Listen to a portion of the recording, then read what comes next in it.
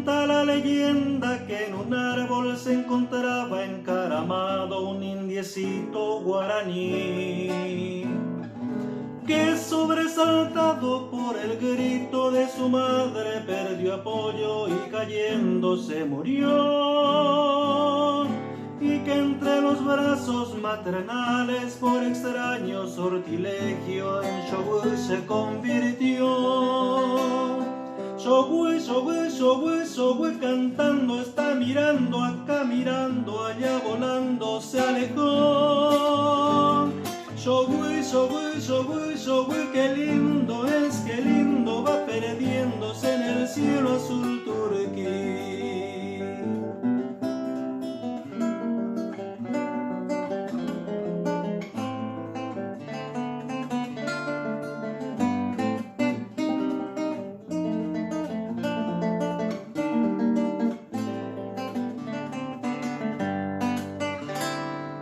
Y desde aquel día se recuerda al indicito cuando se oye como un eco a los Shogui.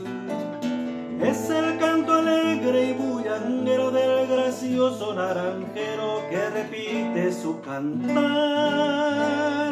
Salta y picotea las naranjas que es su fruta preferida, repitiendo sin cesar.